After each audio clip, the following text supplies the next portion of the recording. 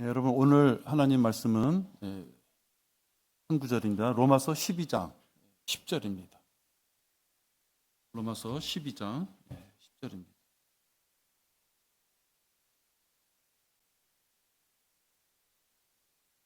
제가 받들어 읽겠습니다. 형제애로 서로 다정하게 사랑하며 서로 존경하기를 먼저 하라. 짧죠? 짧아서도 기억하기 쉬울 것 같습니다. 오늘 설교 제목은 먼저 하라, 먼저 하라입니다. 기도하겠습니다. 하나님, 일상을 통하여 저희들을 지켜주심을 감사를 드립니다. 저희들이 귀에 어떠한 걸림막도 없이 주님의 말씀이 들렸을 때 잘 들을 수 있도록 이렇게 인도해 주셨고, 저희 마음판에 큰 구멍이 나지 않아 말씀이 떨어질 때마다 잘 새겨서 간직할 수 있는 한 주간을 보낼 수 있음을 감사를 드립니다. 오늘도 저희들에게 들려주신 말씀을 마음에 품고 저희들 살아가고자 합니다. 저희들의 이 귀한 소망의 주님, 마귀가 방해하지 못하도록 지켜보아 주시옵소서. 주님이 주신 말씀을 전하는 자나 또 말씀을 마음판에 받는 우리 모든 지체들이 이 시간 주님 앞에 감사한 마음으로 주님 앞에 드려줄 수 있는 시간이 되도록 인도하여 주시옵소서. 주 예수 그리스도 이름으로 기도했습니다. 아멘.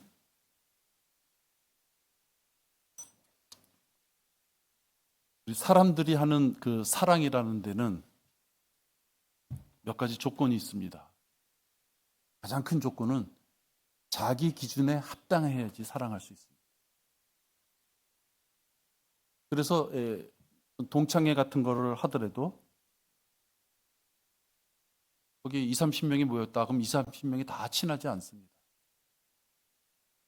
자기하고 노는 기질이나 하다못해 재산의 정도, 뭐 하여튼 그런 어떤 공통점이 있어야지 그를 좋아하게 됩니다. 남녀간의 사랑도 그렇습니다. 그래서 결혼 정년기에 들어간 사람들은 조건들을 봅니다.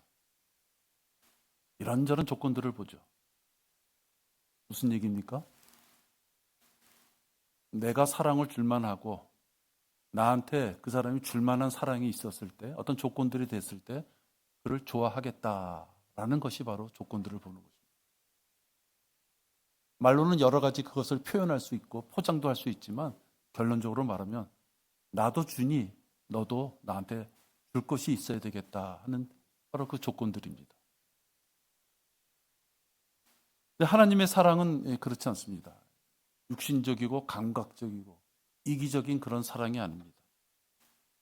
하나님의 사랑은 의로움 가운데, 그런 의로움 가운데 있는 사랑을 참 사랑으로서 우리한테 가르쳐 주십니다. 4년마다 이 정치인들이 더러운 말들을 합니다. 자기는 국민과 이 나라를 사랑하기에 무엇인가 자기 이 한 몸을 바치겠다 이런 표현을 합니다. 우린 4년마다 들으면서도 좀 역겹죠. 특히 그들이 보내온 이렇게 어떤 그들의 프로필을 이렇게 보면 정과자 아닌 사람이 거의 없어요. 근데 우리 좋게 생각해서 독재 권력과 싸우다 보니까 이렇게 어떤 정과자가 됐다. 양해한다고 칩시다. 이 더러운 것, 병역을 기피했다든지 술 먹고 운전하다 걸렸다든지 그런 더러운 정과자도 국민들을 사랑하고 나라를 사랑해서 지자체 장이 되고 대통령이 돼야 되겠다, 국회의원이 되겠다 이런 표현을 합니다. 아주 역겹기 그지없는 말들입니다. 근데 사람들은 그 사랑이란 말을 참 좋아합니다. 왜 그러느냐? 사랑하는 자하고는 이해타산적으로 관계를 맺을 수 있기 때문에 그렇습니다. 근데 하나님의 사랑은 전혀 그렇지 않아요. 아무 조건 없이 그가 나에게 무엇인가 주지 않는다 하더라도 사랑하는 것이 바로 하나님께서 우리에게 보여주신 그 사랑이십니다. 우리가 그분을 사랑하는 것은 그분께서 먼저 우리를 사랑하셨습니다. 너무 가슴이 뭉클하죠, 여러분? 누군가가 우리를 먼저 사랑해 주셨대요. 대통령이 우리를 먼저, 하다못해 구청장이 우리를 먼저 사랑해 줘도 참 감격스러울 텐데요. 창조주이신 하나님께서 우리를 먼저 사랑해 주셨어요. 그 사랑의 기쁨이 어떻게 드러났어요? 우리가 아직 죄인이었을 때. 우리가 뭔가 좀 똑똑한 짓도 하고 선한 짓도 하고 그랬을 때 우리를 먼저 사랑해 주셨다는 것이 아니라 우리가 아직 죄인이었을 때, 여러분이나 나한테서 더러운 그 냄새가 나는 그런 존재를 먼저 사랑해 주셨다. 주시는 방법도 너무 거룩하지 않습니까? 하나님께서 세상을 이처럼 사랑하셔서 그의 독생자를 주셨어요. 주시는 방법도 인간이 도저히 상상할 수 없는 방법. 십자가에 못 박혀 죽으시는 그 사랑으로서 우리를 사랑해 주셨다. 이 하나님께서 성경에 있는 말씀을 통해서 우리에게 보여주신 사랑입니다. 유익을 기대하는 인간들의 사랑은 오래가지를 못합니다. 이 계산적인 사랑은 오래가지를 못해요. 왜냐하면 어느 한 사람이 어떻게 이렇게 모든 일에 다 재능이 있어서 모든 일에 다 많은 사람한테 무엇인가를 줄 수 있겠습니까? 있을 수 없어요. 무엇인가를 주다가도 끊치게 되는 거죠. 죽자 사자 사랑한다고 오랜 기간 동안 연애하던 사람들이 왜 다투고 심지어는 이혼도 합니까? 처음에 그 애타던 사랑이 진짜 나쁘게 볼 수밖에 없었던 그러한 것들이 콩깍지가 씌워져 안 보이던 것이 세월이 지나면서 허물이 보이는 것이죠. 근데 하나님께서는 아예 허물이 중첩돼서 죄인이었던 우리들을 사랑해 주셨기 때문에 더 이상 뭐 허물을 보고 말고 할 것이 없는 것이죠. 그러한 사랑을 우리에게 주셨어요.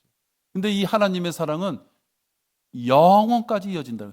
구원받을 때만 사랑하시고 천년 왕국 그때까지만 사랑하시고 새 예루살렘에 들어갔을 때까지만 사랑하시고 그런 어떤 유효기간이 있는 것이 아니에요. 그리스도의 몸이 된 우리는 영원, 그 끝이 없는 그 영원까지도 동행하시는 하나님의 사랑이다.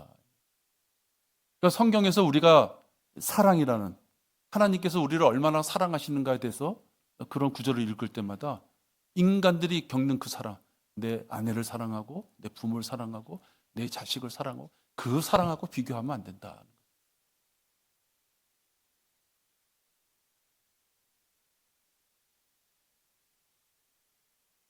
이 사랑을 오늘 읽은 구절에서도 보면 형제 이렇게 표현했어요.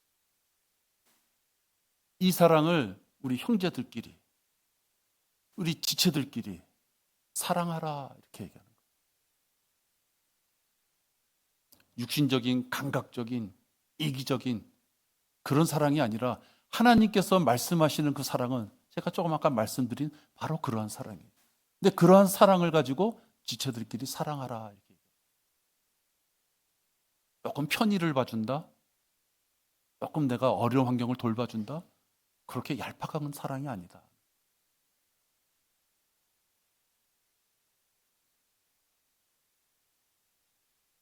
설령 용서하기 힘든 그런 못마땅한 자가 있다면 그런 자도 형제라면 사랑하라. 그 형제라면의 기준이 뭐예요? 그가 예수 그리스도를 구세주로 영접한 자라면, 그것을 인정한다면, 그래서 지역교회 같은 회원으로서 눈에 보이는 이 지역교회 회원으로서 그 존재를 인정한다면, 그 못마땅한 자의 마음에도 동일한 성령님이 계시다는 것을 교리적으로 인정한다면, 그 사람의 감정이 문제 아니에요. 교리적으로 인정한다면 그 자를 사랑하라라고 말씀합니다. 그리스도인들의 옛사람에서 나오는 미움과 다툼은 하나님께 속한 것이 아니에요. 그것은 마귀의 속성입니다. 시기하고 미워하고 다투하는 것은 하나님의 성품이 없다고요. 우리 조직신학 때 공부했지만 하나님의 성품이 그것이 없어요. 그건 마귀의 성품이라고.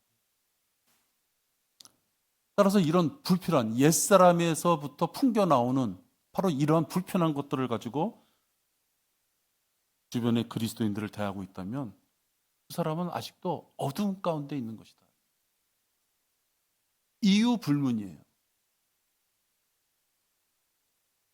이유가 있어도 우리를 위하여 십자가에서 죽으신 그 예수님의 사랑과 비교한다면 그 앞에다 대고 나 이런 이유 때문에 그리스도의 지체된 저자를 용서할 수 없어 미워 죽겠습니다. 그럴 수 없다는 것이죠. 여러분 요한일서 2장 11절 보세요. 요한일서 2장 11절입니다.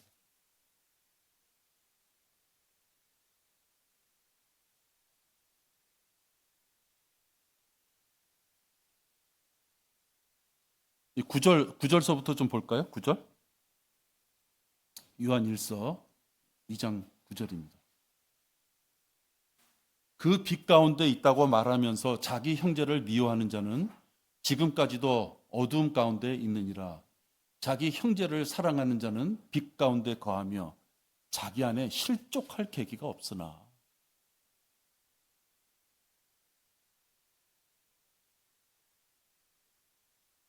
자기 형제를 사랑하는 자는 빛 가운데 거한다. 너무 좋죠? 그죠? 근데 그 뒷구절이 난 더 중요하다.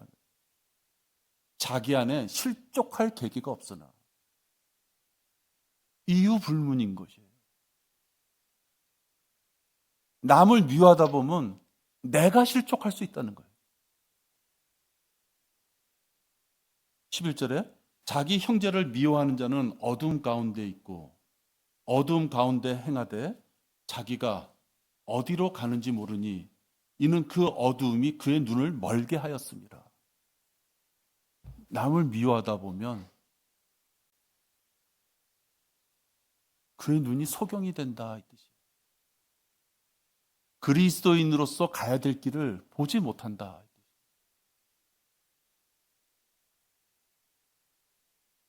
미움과 다툼이 있는 자에게 예수님처럼 죽음까지는 난 도저히 그렇게까지는 못하겠다 라고 한다면 아주 작은 것부터 한번 사랑을 실천해 보자. 아주 작은 것. 최소한 교회에서 일주일에 한번 만났을 때 가볍게 인사 정도는 하라.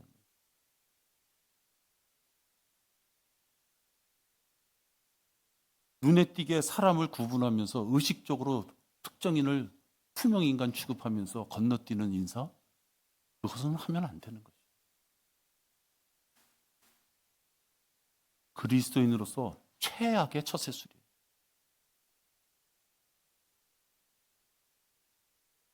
만약에 그렇게 한다면 어떻게 한 영으로 한 몸 된 지체라고 할 수 있겠어요? 미운데 밉지 않은 척, 그런 뜻이 아니에요. 우리는 성경을 문자적으로 봅니다. 그렇죠? 문자적으로 봐요. 그럼 다 구원받은 우리 지체라면 영적으로 한 몸이에요. 그 한 몸을 육신을 입고 있는 지금 살아있는 이 땅에서 얼굴을 봤을 때 건너뛰면 안 되는 거예요. 다 안다고요. 당사자들끼리도 알고 제3자도 안다고.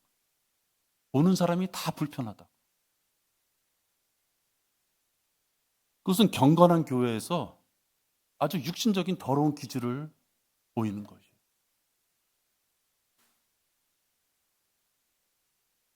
그러한 모습은 이유불문하고 핏값으로 사신 이 지옥교회를 약화시키는 일이다.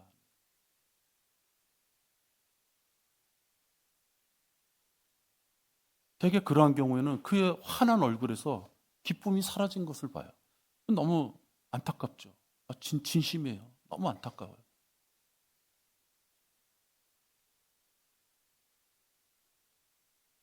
마귀도 영악한 존재예요. 마귀는 무식한 존재가 아니에요. 작은 힘으로 큰 일을 하기를 원해요, 마귀도. 그래서 톡 건들면 넘어갈 존재, 그런 존재는 마귀도 건들지도 않아요. 왜? 언젠가 그는 톡 건들면 그냥 마귀가 주는 미혹에 팍 걸려들 걸 알기 때문에. 마귀가 신경 쓰는 것은 믿음 가운데 자기의 생활을 지켜나가려고 하는 자, 그런 자를 집중적으로 공략하죠. 마음이 강팍한 그런 마음을 갖고 있으면 시기와 다툼, 분열의 씨앗이 생기는 것이에요. 아주 작은 씨앗이지만 그것이 큰 씨앗이 되면 마귀는 그걸 또 이용해서 동조하는 자를 만들게 돼요. 시작은 아주 별거 아니었고 단순한 것인데도 결국 그 지역교회에 어떤 불의가 이루어지면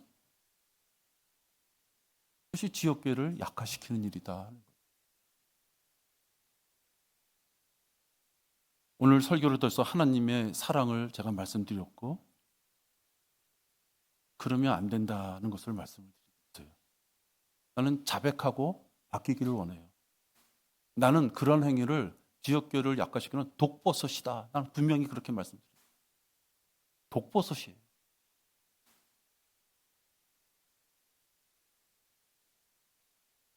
이런 독버섯을 해결하는데 사람의 아주 짧은 인품 가지고 해결하려면 안 된다. 사람의 인품이란 건 아주 별 볼 일 없어요. 처음에는 대의를 가지고 모든 것을 다 포용하고 용서해 줄 것 같지만 사람의 의로는요, 그걸 해결하기 힘들어요. 그래서 우리는 무릎 꿇고 기도할 수밖에 없는 거죠.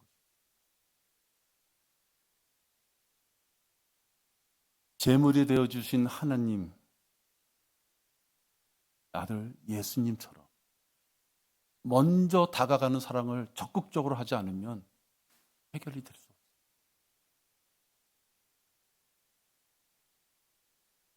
너무 억울하고 답답해서 썩은 심정이 돼서 교회 와서 그렇지 아닌 듯 주님 앞에 경건한 모습을 가진 듯 그렇게 종교 행위로 믿음의 생활을 하면 안 돼요.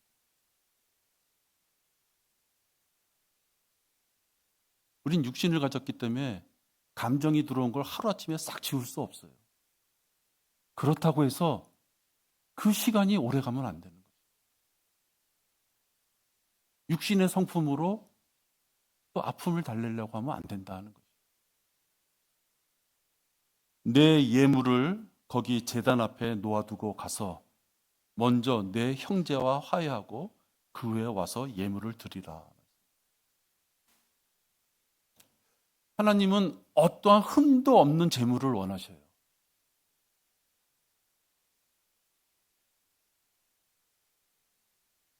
우리 찬양대도 열심히 준비해서 믿음 가운데 믿음의 고백이 될 수 있는 찬양을 드리죠. 아무리 사소한 것이라도 하나님 앞에 함부로 다가가면 안 되는 거죠. 그래서 우리가 혹시 목사를 비롯해서 누구든지 남 앞에 이렇게 서는 입장이 됐을 때 조심해야 되는 것이죠. 마귀의 공격의 목표가 되기 때문에 조심해야 되는 거죠. 하나님 앞에 다가설 때 내 형제와 화해하고 화해하지 않고 그렇게 오지 말라는 거예요. 불편한 마음을 갖고 오지 말라는 거예요. 먼저 화해의 손을 내미는 자가 하나님의 조건 없는 그 고귀한 사랑을 실천하는 자예요.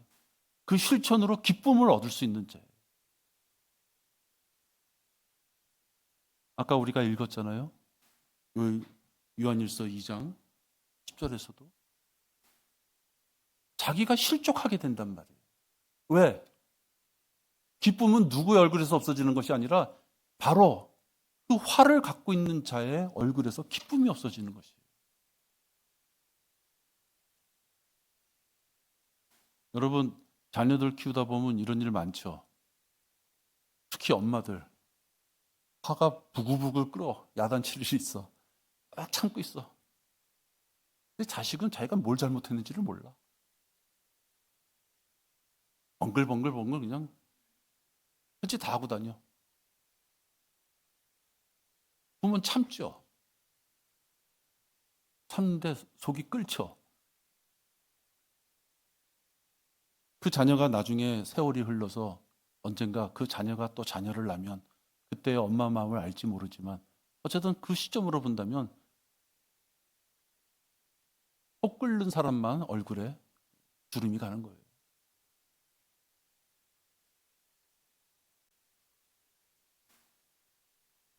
먼저 화해를 이렇게 요청하다 보면은 부정적인 게 생각이 나요. 뭐예요? 내가 화해를 요청했더니 예기치 못한 결과가 나왔어. 뭐냐면 정반대 결과. 내가 뭘 잘못했어요? 이런 부정적인 결과.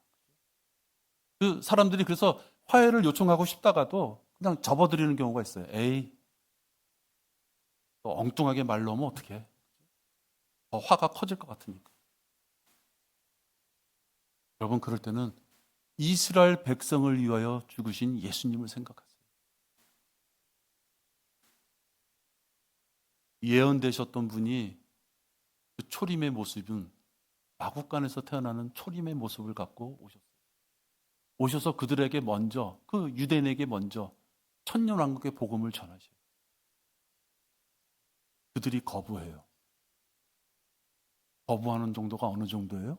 십자가에 못 박으라고 자기네들을 위하여 이 땅에 육신의 몸을 입고 온 창조주를 엉뚱하게 그 자들이 못 박으라고 예수님을 몰아세워요.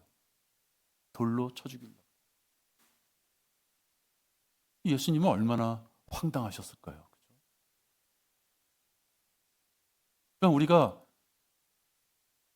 누군가에게 손길을 먼저 내밀어 사랑을 베풀려고 할 때 혹시나 너무나도 엉뚱한 일이 벌어질까 봐 걱정한다면,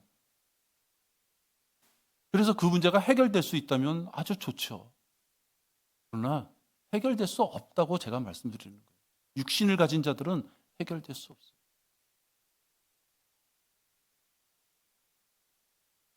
하나님의 사랑은 왜 위대합니까? 이제 믿음, 소망, 사랑 중에서 무엇이 가장 위대하다 그래요? 무엇이죠, 여러분? 믿음, 소망, 사랑 중에서 뭐가 제일 위대해요? 사랑이 위대하다. 그래요, 여러분. 믿음도 얼마나 대단한 것입니까? 소망을 갖는다는 것도 얼마나 대단해요. 그런데 그것들보다 사랑이 더 위대하다. 믿음은 구원을 받는데 필요해요. 구원을 받는데. 그렇죠? 근데 구원받고 예수님을 대면하면 믿음이 필요 없어요. 그렇죠? 믿음은 보이지 않는 것이에요. 그죠? 근데 예수님이 눈앞에 딱 이렇게 내 앞에 딱 계신데 무슨 믿음이 필요해요? 내 앞에 계신 분을 보면 되지. 그럼 믿음도 약효가 떨어질 때가 있는 것이. 소망이라는 것이 얼마나 우리에게 힘을 주는 용어예요. 소망도 언젠가 그 소망이 이루어지면 소망의 효과도 떨어져요. 그죠? 우리가 구원받고 일반 교회들은 천년, 천국이라는 것, 거기까지만 멈춰 있지만 우리는 새 예루살렘, 영원까지도 말씀을 주셔서 우리가 거기까지도 보게 해주셨기 때문에 우리가 영원에 가 있는 순간은 소망이 필요 없다. 이미 소망이 이루어졌어요. 근데 사랑은 무엇이에요? 사랑은 영원까지 이어지는데 사랑은 믿음과 소망처럼 나를 위하여 무엇인가가 되어지는 것이 아니라 사랑은 남을 상대로 해서 베푸는 것이다. 그래서 믿음, 소망, 사랑 중에서 위대한 것이 사랑이다. 그래서 이 사랑의 위대함 때문에 성령의 열매들 9가지 얘기할 때도 사랑이 제일 먼저 들어가요. 성령의 열매들. 또 영적인 은사들을 사모해라. 여러분들 은사 많이 갖고 싶잖아요. 영적인 은사들을 사모하라 할 때도 제일 먼저 구하는 것이 사랑을 구해야 된다는 거예요. 사랑이 없으면 무엇을 한들, 사랑이 없으면 깡통같이 시끄러운 꽹가리같이 아무 유익이 없는 그런 것이다 하는 것이에요. 근데 사랑은커녕 그 안에 미움과 다툼을 가지고 믿음의 생활을 한다? 그 자에게서 무슨 열매가 있겠어요? 육신의 그 아픔과 그 더러움이 솟구칠 때마다 참아야 되잖아요. 참아. 그것이 없어지는 것이 아닌데.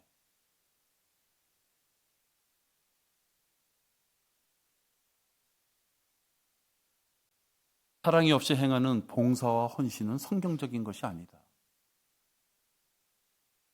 체면이나 신분, 어떤 명성, 뭐 이런 대인관계를 위해서 보여주기 식으로 하는 그러한 미소는 그 진정한 미소가 아니다. 또 내가 내 모든 소유를 주어 가난한 사람을 먹이고 내 몸을 불사르게 내어준다 해도 사랑이 없으면 내게 아무 유익이 없느니라. 사랑이 없으면, 내가 사랑을 안 주면 저자가 위험한 것이 아니라 내가 사랑을 품고 있지 못하면 내가 실족할 수 있고 내게 아무 유익이 없다는 말씀을 제가 드리는 것이에요.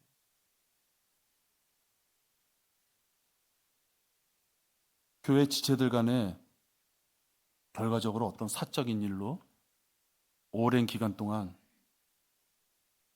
화를 참지 못하고 있다면 그것은 오래 참고 친절하라는 하나님의 말씀과는 분명히 동떨어진 것이죠.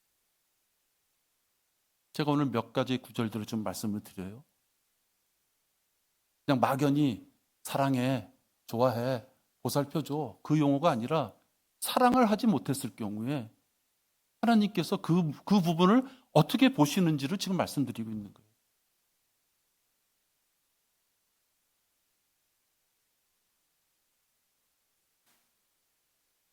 하나님의 일, 특히 하나님의 일도 아닌 것에 마음이 상해서 그러다 보면 하나님의 일도 적극적으로 하지 못해요.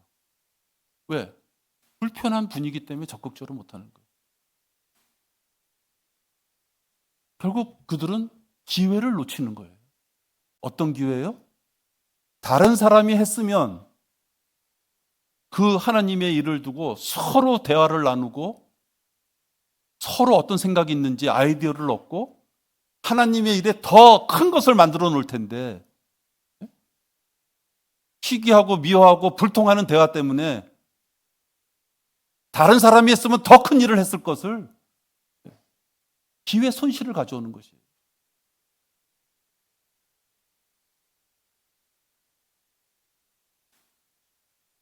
시기와 다툼과 미움은 마귀가 주는 지혜예요. 땅에서부터 오는 지혜. 위로부터 하나님으로부터 오는 지혜는 그런 지혜를 주지 않아요. 여러분, 늦기 전에, 너무 멀리 가기 전에, 늦기 전에 먼저 사랑을 나눠주고 존경을 해야 돼요. 왜? 그가 구원받은 자이기 때문에. 그가 지옥교회 회원이기 때문에. 지금 내가 드리는 말씀을 인간적인 육신적 성품으로 생각하면 너무너무 받아들이기 힘든 일이죠.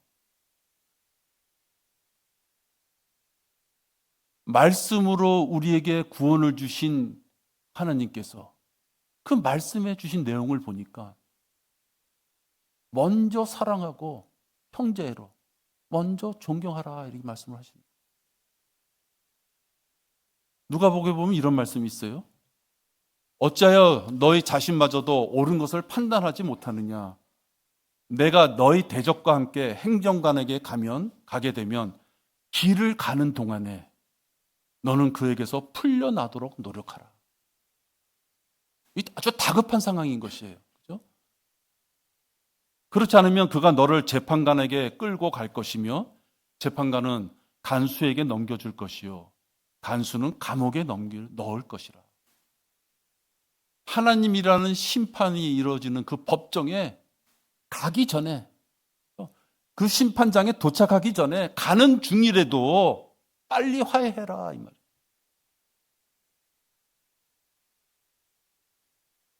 늦기 전에 속히 문제를 해결하는 자가 지혜로운 자다. 그 지혜라고 하는 것은 그 문제를 해결했더니 이 땅에서 내게 많은 유익이 있다 그 뜻이 아니에요.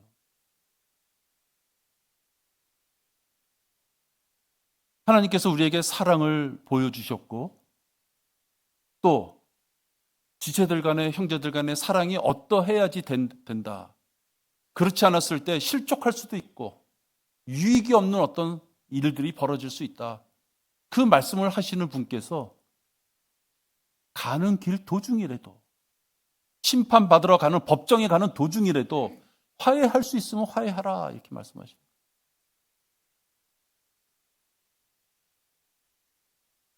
갈등을 해결하지 못하고 불평을 하는 자들이 받는 심판이 어떤 심판인지 아세요? 조금 투덜대고 불평하는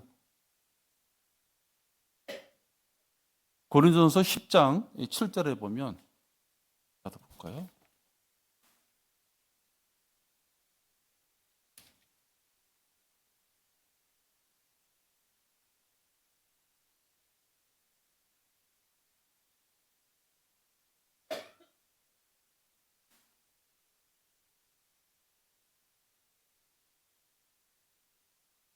좋지 못한 자들의 예들이 나와요. 7절에 보면 우상 숭배자에 대해서 나와요. 우상 숭배자. 8절에 보면 음행자에 대해서 나와요. 음행자. 고린도서 10장 7절 8절. 그리고 9절에서 보면 의심하며 시험받는 자들에 대해서 나와요. 그래서 7절, 8절, 9절에 보면 이렇게 살면 안 되겠구나 이런 자들이 나오는 거죠. 근데 고린도서 10장 10절에 보면 너희는 그들 중 어떤 사람들이 불평한 것처럼 불평하지 말라. 그들은 그러다가 멸망시키는 자에게 멸망당하였느니라.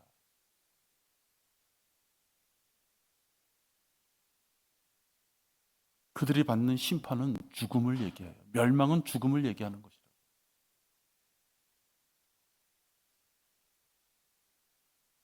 살다 보면 좀 투덜댈 수도 있지. 그 귀엽게 봐줄 수 있는 투정 부리는 거. 그것이 문제가 아니라 하나님의 말씀을 듣고 그 길을 가면 안 됨에도 불구하고 불평을 갖는 거. 그 불평의 죄를 간과하면 안 되는 것이에요. 안이하게 생각하면 안 된다고.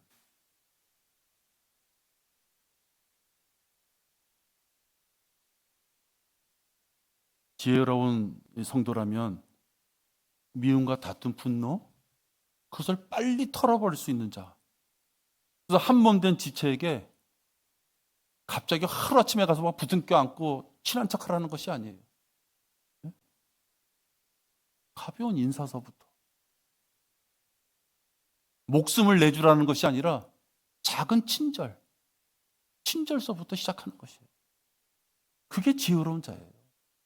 그게 자기가 실족되지 않고 자기가 유익을 다 놓쳐버리는 그런 상황에 안 빠지는 길이다라는 것이에요.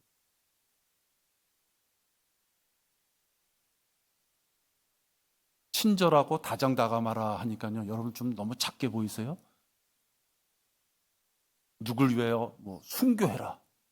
누구의 전 자산을 다 바쳐라. 너는 하나님을 위하여 너의 생애를 다 헌신해라. 그래야지 좀 이렇게 무게감이 와 닿습니까?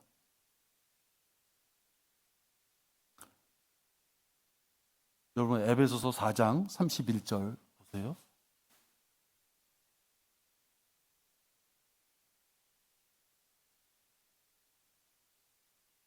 에베소 4장 31절 32절 보면요.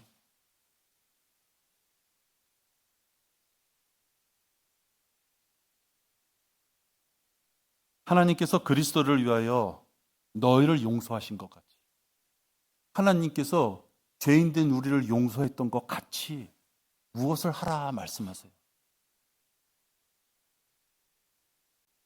31절에 모든 신란함과 붕괴와 분노와 고함 지르는 것과 욕설을 모든 악의와 함께 너희로부터 버리라. 그리스도인들이 가지면 안 된다는 것이에요. 너희로부터 버리라. 이게 지나가는 구원받지 못한 자들에게 주시는 말씀이 아니에요. 자녀들에게 주시는 말씀이에요. 32절에 보세요. 너희는 서로 친절하고 다정다감하며 서로 용서하되 하나님께서 그리스도를 위하여 너희를 용서하신 것 같이 하라. 십자가의 죽음을 예로 들면서 하시는 말씀이 뭐예요? 친절하고 다정다감하라는 말씀을 하시는 거예요. 십자가의 죽음, 그 큰 일을 예로 들으시면서 하시는 말씀이 너희 전 재산을 좀 나한테 내놔. 너의 생명을 나한테 바쳐. 그 말씀을 드리는 것이 아니라 형제들끼리 좀 친절하라고, 형제들끼리 좀 다정다감하라고 하는 말씀에 예를 드시는 거예요.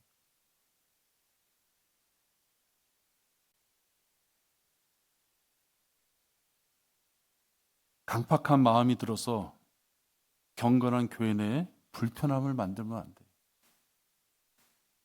근데 이게 목사로서 경고하는 거예요. 왜 불편한 사람 때문에 다른 사람도 그 불편한 그 공기와 분위기를 느껴야만 돼요? 그러지 말라고요.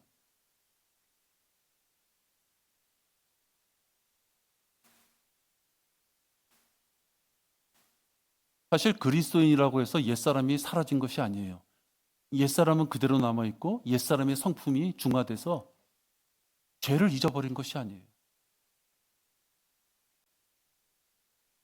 여러분들도 교회 방방 나가면 교회에서 보던 모습하고 달라질 수 있어요? 교회에서는 그렇게 순하고 얌전하고 예쁜 말만 하는데 밖에 나가면, 사회에 나가면, 거친 세상에 살다 보니까 저 사람이 교인이야? 그런 모습이 우리에게서 다 보일 수 있는 것이라고. 왜? 옛사람이 살아있기 때문에 그런 것이에요. 주일날 교회 오면 그 옛사람을 죽이려고 노력하는 거죠. 이왕이면 교회 와서, 그죠? 교회까지 와서 성질 들어온 거 보이지 말고 교회 오면 그래도 내가 일주일에 한 번, 이 몇 시간만이라도 내 육신의 옛 성품을 죽이고자 하는 그 마음들이 있잖아요. 근데 그 마음 때문에 우리가 몇 시간만이라도 마치 옛사람이 십자가에 못 박혀 죽은 자처럼 우리가 좀 몇 시간만이라도 살아보려고 노력하잖아요. 여러분들도 그러시잖아요. 이런 옛사람의 성품을 갖고 있는 우리들을 하나님께서는 보고 계시는 것이에요. 아직 장막을 벗지 못한 우리들이 그런 어려움에 닥쳤을 때 어떻게 처신하는지 그걸 보고 계신다 하는 거예요.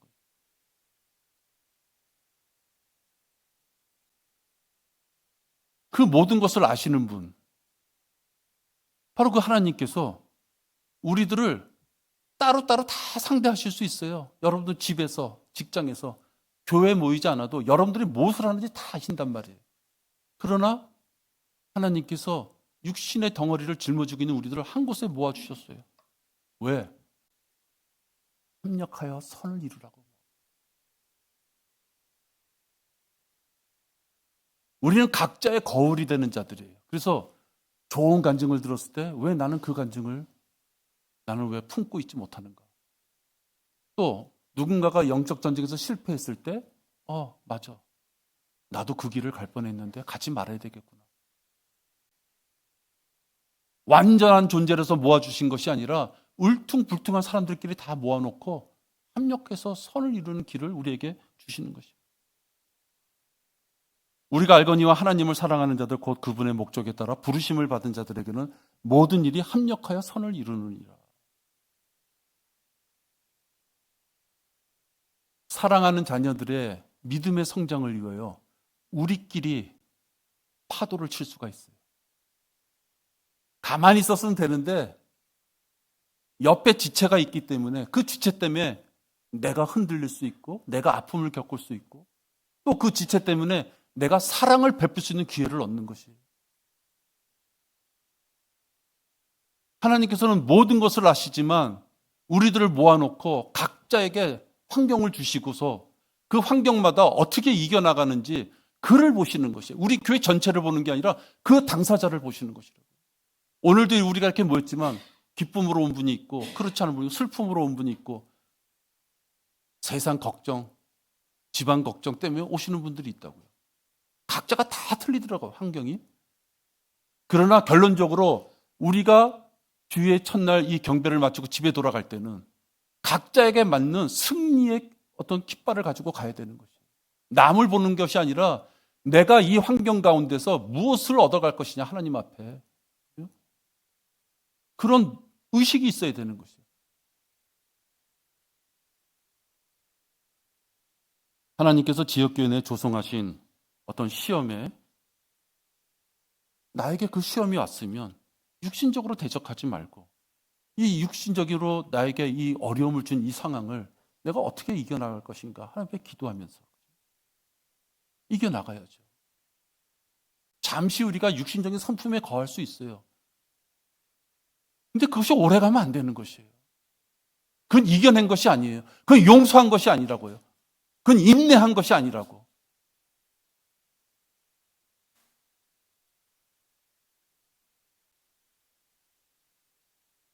화를 품은 자에게는 어떠한 잘못도 없을까요? 우리 살아가면서 나는 계속 피해자의 입장에만 있습니까? 나는 다른 사람한테 화를 끼칠 만한 일이 없었을까요?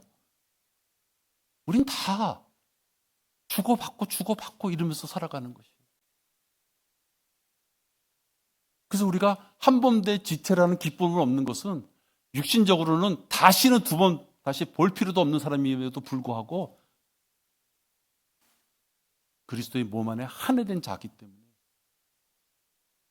그 안에서 하나님께서는 절제와 인내를 요구하시는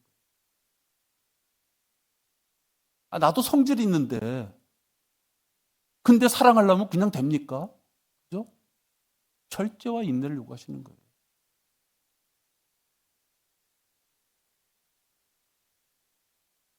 지체들의 다소 부족한 부분으로 발생된 어떤 아픔이 있어서 화를 참지 못하고 그 얼굴에 오히려 기쁨이 사라지고 그 얼굴에 불평이 가득 찬 그런 성도가 있다면 그것은 마귀가 기뻐할 일이에요. 빨리 벗어나야 되는 거예요. 자기가 벗어나야 되는 거예요. 자기가.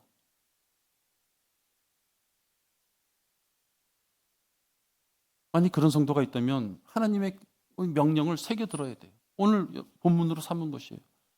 형제로 서로 다정하게 사랑하며 서로 존경하기를 먼저 하라.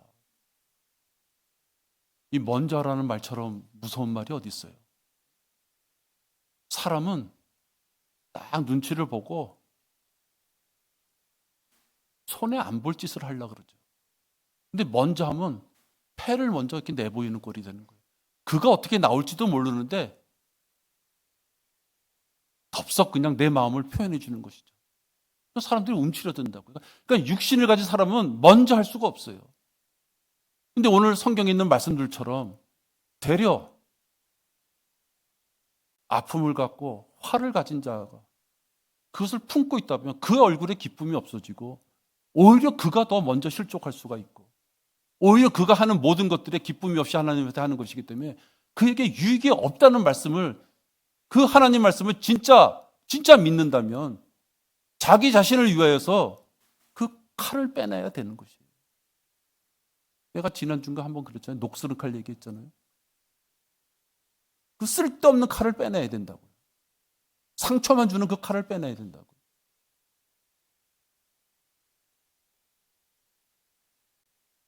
그리스도의 군사들인 성도들은 우리는 주 안에서 사랑으로 하나가 돼야 돼요. 마귀의 영적 전쟁, 우리가 오늘 오전에 성경 공부했지만 마귀의 존재는요, 우리의 상상을 초월하는 것이에요. 이 땅의 지진과 기근과 전쟁 또는 전염병, 지금 우리 눈앞에 보는 거 있죠. 전쟁과 기근과 전염병, 우리 눈앞에 보는 거. 대환란 때는 전무후무하다 그랬어요. 그러니까 지금 우리가 보는 이 고통 정도는 아무것도 아닌 다른 고통이 있는 것이에요. 그렇죠? 그러니까 사람이 상상할 수 없는 고통이 있다고요. 그러한 고통을 주는 그 마귀, 사탄, 예? 그러한 존재와 영적 전쟁에서 이겨서 여러분이 이제 휴거 때 여러분의 이름을 불릴 때 그때까지 몸과 혼과 영이 온전하게 보존되려면 우리끼리 하나가 되지 않으면 마귀와의 그 전쟁에서 우리의 몸과 혼과 영을 온전히 보존할 수 없는 것이에요.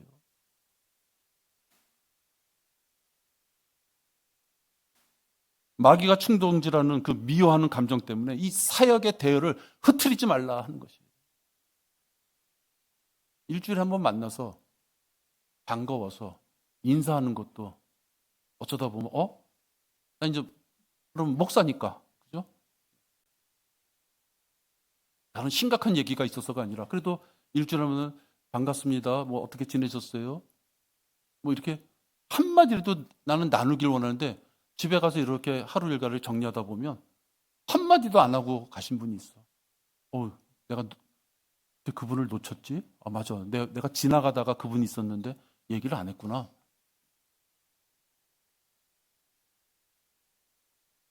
여러분도 기업교회가 모이는 이 장소에 왔으면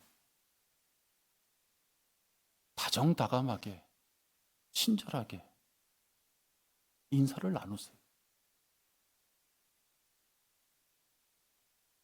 어떤 왕국이든지 서로 갈라지면 패망하는 것이요. 어떤 성읍이나 어떤 가정도 서로 갈라지면 서지 못한다. 이게 예수님이 하신 말씀입니다.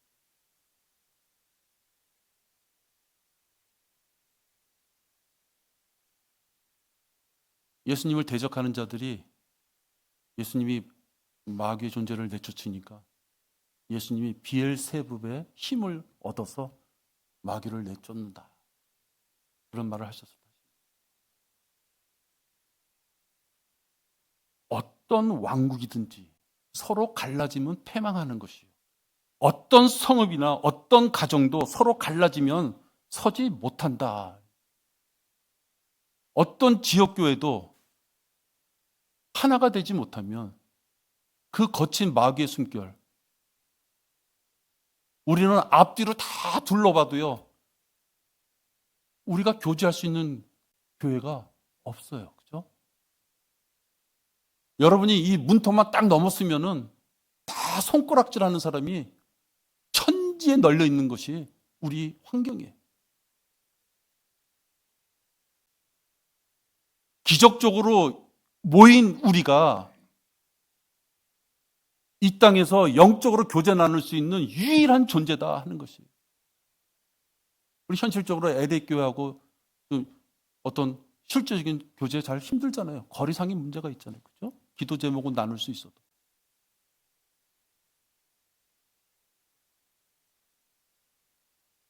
성도 간의 질서가 무너져 교회에다가 이 분열의 씨앗이 되는 그런 행동을 해서는 안 돼요. 하나님께서는 모든 일을 품위 있게 하고 또 질서 있게 하라 하셨어요.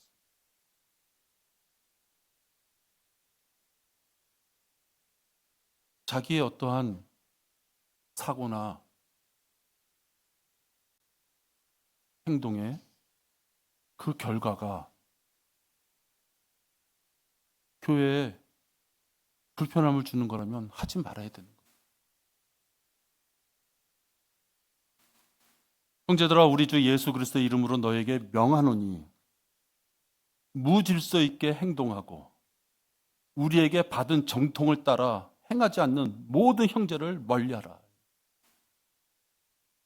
우리 교회의 전통은 만나면 반가운 것이 전통이에요.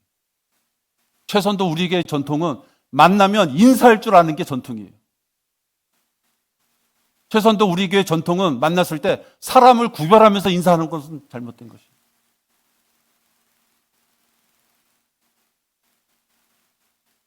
누군가가 화를 절제하지 못하고 교회 내에 무질서가 이루어진다면 여기 말씀한 대로 그런 자는 교제를 멀리하라 라는 책망을 받는다.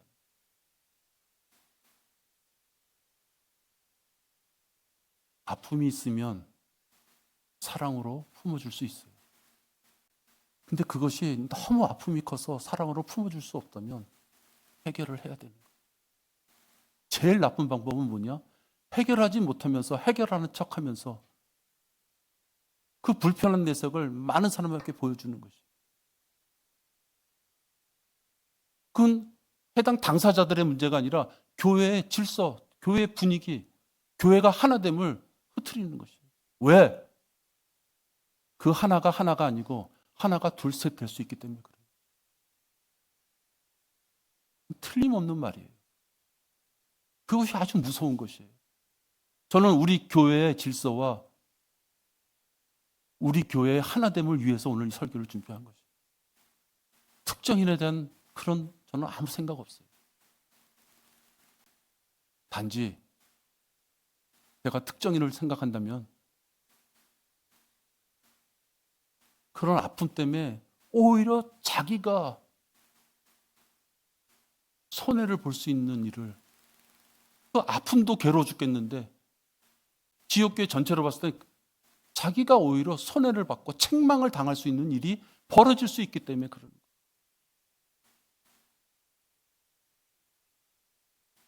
억울할수록 먼저 사랑하고 존경해야 돼요. 사람의 인성 갖고 될 일이 아니에요. 하나님의 말씀에 따라서 십자가에 못 박혀 죽으신 그 예수님이 십자가 사건을 예로 들면서 하시는 말씀이 친절하라. 그러기가 죽으라가 아니에요. 친절하라. 다정다감하라는 말씀을 십자가 사건을 갖고 얘기를 하시잖아요. 그런데 감히 우리가 지역교회 내에서 노골적으로 불편한 얼굴을 하면 안 되는 거예요. 그렇죠? 이 시간 이후로 하나님 앞에 기도하면서 우리 교회에 마귀가 그러한 일로 불편함을 끼치지 않도록 그렇게 행동해야 되겠습니다. 기도하겠습니다. 하나님 아버지, 너무나도 부족한 저희들 수시로 이 육신적인 성품 때문에 어려운 일을 겪습니다. 어떨 적엔 너무 빨리 화를 냈고 어떨 적에는 또 무작정 인내한다는 것이 오히려 문제를 키울 때가 있습니다. 아버지 하나님, 우리가 판단하는 것으로 나 하나의 행동에 멈추는 것이 아니라 그것이 우리 교회 지체들을 상대로 했을 때 바람직한 일이 아니라면 그것이 얼마나 잘못된 것이라는 것을 알 수 있도록 인도하여 주시옵소서. 주님을 사랑하기 위해서는 마귀가 계속 공격하는 것들을 이겨내야만 됩니다. 주님, 우리를 이렇게 한 곳에 모아주셔서 우리를 하나 되게끔 살라고 하셨고 또 사랑하라고 하셨으니 저희들이 그 말씀에 따라 육신적으로는 너무 괴롭고 힘들지만 말씀에 따라 그 길을 걸어갈 수 있도록 계속해서 기도하며 주님의 인도하심을 받을 수 있도록 주님 저희들을 보살펴 주시옵소서. 주 예수 그리스도의 이름으로 기도했습니다. 아멘.